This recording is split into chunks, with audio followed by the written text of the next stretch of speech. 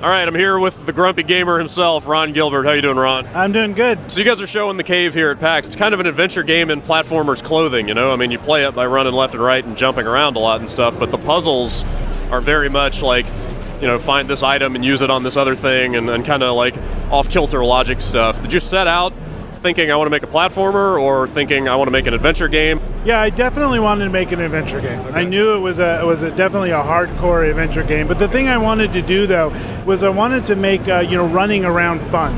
Because if you go back to a lot of the old point-and-click adventure games, you spend a lot of time just walking from one side of the screen to another, and so I wanted to do something where it was fun to move. You know, I think that's where a lot of the really good animations come in with the characters, because they're just fun to watch. And so as you're walking around, you know, that into itself is a fun activity in it. Right. So you've got this game with 7 different characters, but you don't play as all of them. You could have any weird combination. Like, was it hard to build a game where any combination could apply?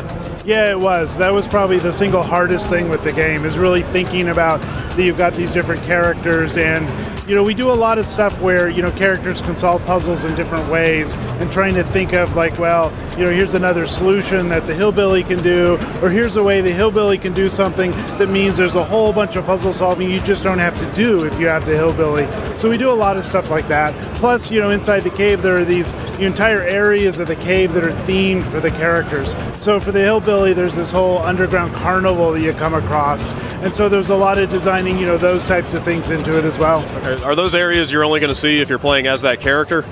You will only see them fully. So if you don't have the hillbilly, you'll kind of see pieces of this carnival or little peeks into the carnival.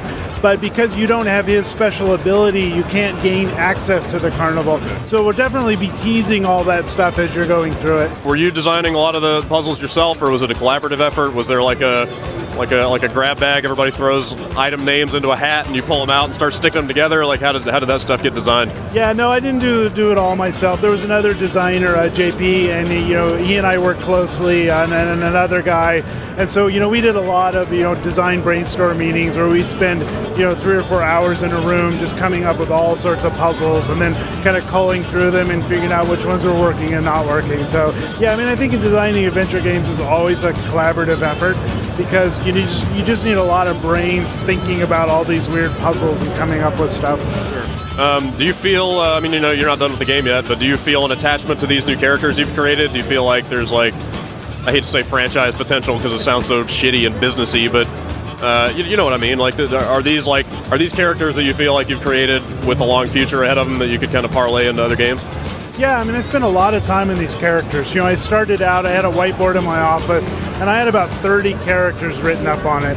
And it's like every day I just kind of go through and think about their stories and their backstories and what their, you know, special skills were. And then, you know, I'd cross them off the whiteboard. So, I mean, I feel a lot of invested in these, you know, these 7 characters. And yeah, I mean, it'd be great if they, you know, went on and did other things. Cool. Well, you mentioned you guys are pushing toward beta now. Do you have any kind of rough time frame of when we're going to see this thing? It'll be out in early 2013. Okay. And no sleep until then? Yeah, no, none.